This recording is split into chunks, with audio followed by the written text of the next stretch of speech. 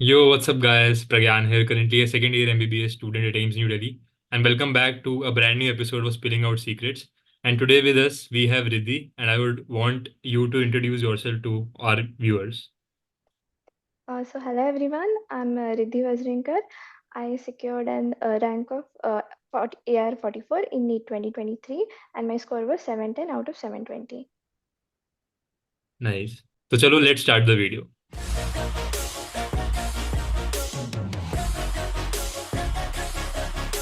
So, before we start, Riddhi, what was your background? My parents, my mom and dad, both are pediatrician and I have a younger brother who is in 5th standard. Okay, nice.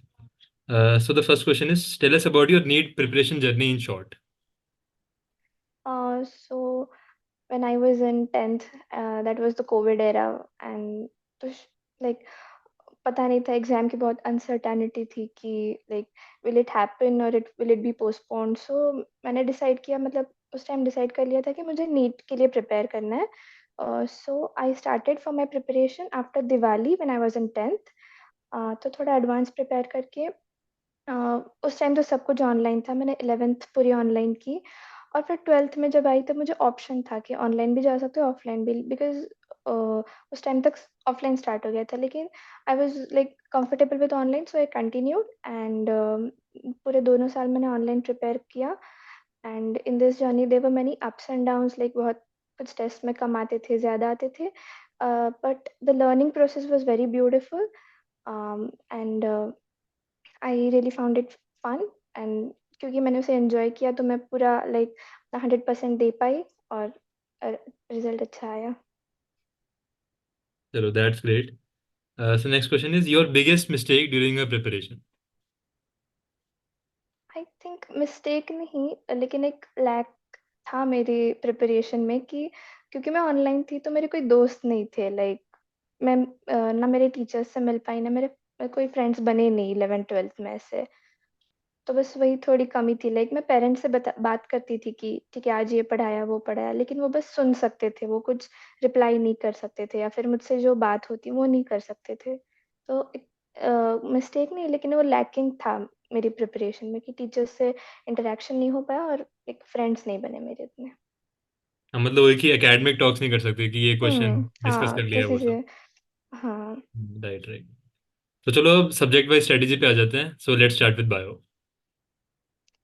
Okay तो bio के लिए NCERT is the like Bible very important तो मैंने बहुत बार पढ़ी like I lost the count कितनी बार पढ़ी लेकिन उसके साथ साथ थोड़ा सा एक्स्ट्रा इन्फॉर्मेशन होना ज़रूरी भी है क्योंकि लाइक प्रीवियस ईयर नीट के कुछ क्वेश्चंस देखेंगे फिलहाल तो पूरा एनसीईआरटी से आ रहा है लेकिन कुछ साल पहले तक थोड़ा सा कुछ सवाल आउट आते थे तो उसके लिए मैंने मोस्टली मेरे टीचर्स जो क्लास में पढ़ाते थे और मेरे जो कोचिंग का स्टडी मटेरियल था उसमें से मैंने वो एक्स्ट्रा क्वेश्चंस किए and that was enough like पर एनसीईआरटी को जितनी बार पढ़ सकते हो उतना बार पढ़ो लाइक कुछ कुछ डायग्राम्स वगैरह में ऐसा थियरी में एक लिखा है डायग्राम में कुछ और लिखा है तो वो क्लास में टीचर भी उतना नहीं बता पाएंगे लेकिन रिपीटेड रीडिंग से ही हमें वो दिख जाएगा वो हाईलाइट करके रख सकते हैं तो ऐसे बायो के लिए तो एनसीईआरटी अच्छा, compulsory if I still ask you कि how many times you read the NCERT, तो अप्रॉक्स कितनी बार पढ़ी होगी?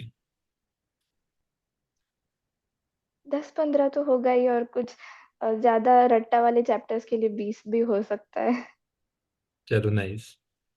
तो just bio NCERT and question practice from coaching material. हाँ एंड पीवाईक्यूज मतलब उससे थोड़ा हाँ। पता चलता है कि बीच में बहुत सारे सवाल वो सीओपी पे पूछते थे इस साल की सीओपी कहाँ हुई थी कॉन्फ्रेंस ऑफ पार्टीज तो वो टेबल बना के याद की थी मैंने ऐसे तो लेकिन उससे एक पैटर्न पता चलता है कि कहाँ से वो पूछ रहे हैं एक्स्ट्रा क्वेश्चंस राइट। गाइस, आगे बढ़ने से पहले I have a really important news for you all. तो नीट अड्डा 24/7 आपके लिए लाया है awesome courses which can easily boost your selection. सबसे पहले for NEET 2024 there is Parth AITS online test series, जिसमें you will get 10 full syllabus online tests which will be completely NCERT based. All these tests will be based on the latest syllabus by NTA, followed by paper discussion with concepts by expert faculties. There will also be AI based subject wise analysis for better evaluation and written solutions with answer keys. Apart from this, there is NEET 2025 course for class 12, NEET 2025 course for droppers, And as well as there is NEET 2026 course for class 11 students. All these courses are rank oriented by India's top educators जिनको तो आप जानते ही हो, Nitesh sir for chemistry, Garima ma'am for bio and Tamanna ma'am for physics. These are exclusively designed course mapped with actual difficulty level. साथ ही साथ there is 3D experimental learning, mentorship badge and problem solving skills enhancement. Also you will get all India test series, DPPs, RNA and DNA question bank with video solution, and there will be entire coverage of NEET UG latest syllabus by NTA and recent PYQs. There is also an inaugural offer going on all the courses, so you should quickly go and check it out. I'll put all the links in the description. तो चलो अब let's talk about your chemistry strategy. Actually, I hated chemistry the most. तो उसमें भी physical, organic and inorganic. Physical was good. Like I enjoyed physical because it was more logical, formula based and like question practice से हो जाता था. Organic भी organic की NCERT काफ़ी अच्छी दे रखी है, तो वो मैंने पढ़ी थी पूरी और मोस्टली क्वेश्चंस वहाँ से भी आते हैं, मतलब लाइक जो रिएक्शंस होते हैं ना, तो इसलिए ऑर्गेनिक के लिए मेरे टीचर के नोट्स और एनसीईआरटी मैंने फॉलो की. And the thing that troubled me like anything was inorganic chemistry, तो उसके लिए रिपीटेड एनसीईआरटी रिवीजन, बस इतना ही और कुछ नहीं किया मैंने. लाइक मैंने मेरे टीचर के या फिर मेरे कोचिंग के नोट्स थे मेरे पास, लेकिन वो मुझे एक्सेसिव लगे, थोड़ा एक्स्ट्रा ज़्यादा था उसमें, मुझसे एनसीईआरटी कवर नहीं हो रही थी, तो मैंने उन्हें टच नहीं किया.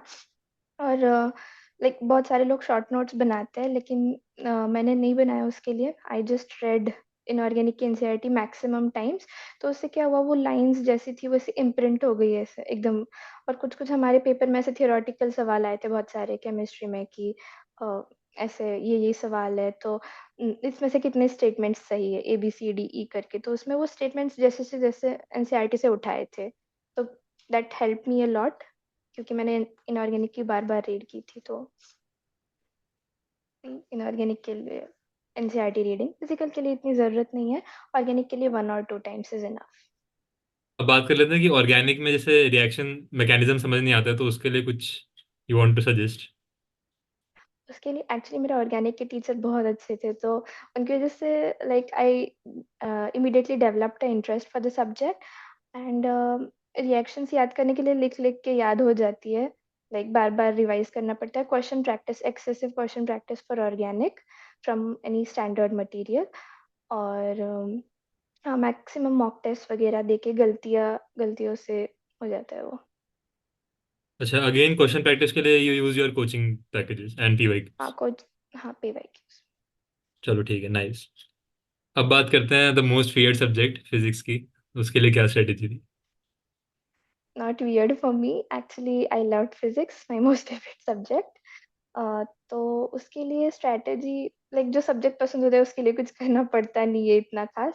तो मैं मोस्टली मेरे टीचर के जो नोट्स देते थे वो क्लास में बोर्ड पे लिख के, वो मेरा कोचिंग का स्टडी मटेरियल और पीवाईक्यूज इतना किया था. और मैं एक सजेस्ट करूँगी कि एक बार ही सही फिजिक्स की एनसीईआरटी पढ़नी चाहिए. Like most of the people ignore it, लेकिन आजकल असर्शन रीजन डालने लगे वो लोग, तो वो स्टेटमेंट्स एग्जैक्टली वहाँ से होते हैं.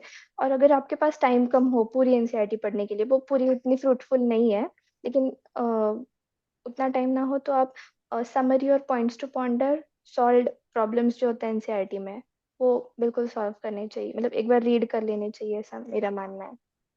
और इसके साथ-साथ मैंने मतलब ये तो सॉल्व किया है, लेकिन एनसीईआरटी के हर एक चैप्टर के ऊपर वो एक क्यूआर कोड होता है ना, तो वो स्कैन करके कुछ एमसीक्यूज़ आते हैं जो एनसीईआरटी ने बनाए हैं, लेकिन उनके जवाब जो है वो सॉल्यूशन में गलत लिखे हुए हैं. तो for that I ordered NCERT exemplar MTG से, मतलब क्योंकि एमटीजी ने वो करेक्टेड आंसर्स दिए उसके, नहीं तो एनसीईआरटी ने गलत दिए एग्ज़ाम्पलर में, तो मैंने वो ऑर्डर किए and I solve those as well. They are important क्योंकि वो खुद एनसीईआरटी ने बनाए हुए सवाल है, और ऊपर से उसमें असर्शन रीज़न दे रखे हैं केमिस्ट्री में, काफ़ी सारे मल्टीपल करेक्ट दे रखे हैं. मतलब ऐसे आते नहीं है नीट में, बट अगर आप एक लेवल हाई प्रिपेयर करके रखो तो नीट आसान जाती है उससे. अच्छा, ये क्यूआर को स्कैन करके तो आई गेस एग्जाम्पलर ही आती है ना? हाँ, एग्ज़ाम्पलर ही आती है, लेकिन उसके जवाब गलत दे रखे हैं उधर, तो इसलिए मैंने हाँ हाँ. अ, और फिर पता भी नहीं चलता कौन-सा गलत है, कौन-सा सही है. और उसमें क्या है, फ़िज़िक्स के जो चैप्टर्स हैं उसके नीचे काफ़ी सारे सवाल होते हैं, उतने सारे सॉल्व करने होते नहीं हैं हम लोगों से, और उसके ये भी काफ़ी मुश्किल दे रखे हैं, मतलब कैलकुलेशंस. इतनी मुश्किल एग्जाम में आती नहीं है, तो वो एग्जाम्पलर में वो सभी क्वेश्चंस के लाइक सॉल्व एग्जाम्पल सॉल्व करके दिए है। तो उससे क्या होता था, अच्छा ठीक है फॉर्मूला तो आता है, वैल्यू निकाल लेंगे, ऐसे मैं देख लेती थी वो एक बार। तो कभी कभी वही से सेम सवाल उठ के भी आ जाता है, वैल्यूज आसान डाल के। तो जस्ट एक गो थ्रू भी हो जाता है, टाइम भी सेव हो जाता है, और मोस्टली करेक्टेड ही है उसमें।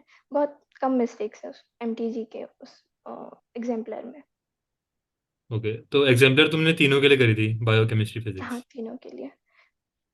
चलो, नाइस।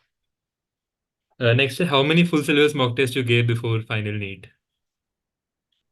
बहुत सारे दिए थे, सच में मतलब भूल गई कितने दिए, लेकिन जितने दे सको उतने देने चाहिए, ऐसा मेरा मानना है। लाइक शुरुआत में मुझे भी लगता था कि, मैंने बहुत सारे इंटरव्यूज सुने थे तो उसमें वो लोग लाइक हर रोज एक देते हैं। पहले मुझे भी लगता था हाउ इज इट पॉसिबल रोज एक टेस्ट देना या फिर दो दो टेस्ट देना। लेकिन बाद में हो जाता है, आपकी पढ़ाई इतनी हो जाती है कि क्या पढ़ने से बेटर है क्वेश्चंस करके यही देखो गलत कहाँ जा रहे हो। तो सबसे पहले मेरा मानना है कि इन सभी पेपर्स में पीवाईक्यूज की जो पूरे पूरे पेपर सॉल्व करने चाहिए। मतलब हम तो प्रिपरेशन के साथ पीवाईक्यू सॉल्व करते हैं, लेकिन इसे पूरा पेपर लेके सॉल्व करना चाहिए नीट का। तो उससे क्या होता है, हमें पेपर की डिफिकल्टी लेवल, हम टाइम मैनेज कर पाते हैं क्या, ये पता चलता है। एंड मैंने मेरे कोचिंग के सॉल्व किए थे, तो उसमें भी ऐसे बहुत सारे लेवल्स आते थे कि पहले तो एकदम आसान वाले, फिर थोड़े हायर लेवल के। और मैंने मेरी कोचिंग के अलावा एक और कोचिंग भी लगाई थी just for paper sake. So I would also recommend that, क्योंकि हम अगर अपने कोचिंग का सॉल्व करते हैं ना, तो बस उस क्वेश्चन फ्रेमिंग पैटर्न में देखने लगते हैं, किसी और के सॉल्व करें तो हमें कॉन्फिडेंस आता है, ठीक है हम कर सकते हैं। क्योंकि NTA is a different body, like not our coaching. So एक कॉन्फिडेंस के लिए वो कर सकते हैं। और मेरा एक मानना है कि वो कोचिंग ऐसा होना चाहिए जो आपको नेशनल लेवल कंपटीशन को एक्सपोज कर पाए, ताकि राइट। आप देख पाए आप कहाँ स्टैंड करते हो। तो तुम कौन से कोचिंग के थे, आकाश? मैं एलन में थी, क्लासरूम। आकाश में मैंने डीएलपी लगा रखा था for like full syllabus test. चलो, नाइस नाइस। तो मतलब you started giving this one mock test per day, मतलब कितना पहले नीट से? 2-3 महीने पहले या नीट से नहीं नहीं, एक महीने पहले। उससे पहले हमारे होते थे ऑलमोस्ट रोज, लेकिन मैं नहीं देती थी क्योंकि उस टाइम में मैं रिवाइज करना चाहती थी, सभी सिलेबस कंप्लीट राइट। करना चाहती थी। और मेरा एक हो गया था कि मेरा एग्जाम लाइक पेपर तो टाइम में कंप्लीट होता था, तो इसलिए मैं टेस्ट देने की बजाय बस क्वेश्चन देख लेती थी, अच्छा ये आता है क्या, नहीं आता है, नहीं आता हो तो सॉल्व कर लेती थी, क्योंकि उस टाइम मुझे रिवीजन पे ज्यादा फोकस करना था। तो हम्म। बस क्वेश्चन देख लिए थे मैंने उसके। हाँ, तो मैं व्यूअर्स को भी बता दूं कि अगर आपके सिलेबस कंप्लीट नहीं हुआ है या फिर आपने रिवीजन नहीं करी है, तो अभी से मत स्टार्ट कर देना रोज एक मॉक टेस्ट देना। तो पहले सिलेबस कंप्लीट करो और रिवीजन करो। उसके बाद when you are confident enough, फिर you can start giving mock test per day. So that's it guys for the today's video, and thank you so much Riddhi for joining in. Don't forget to like, share and subscribe for the next episode. Signing off, bye bye.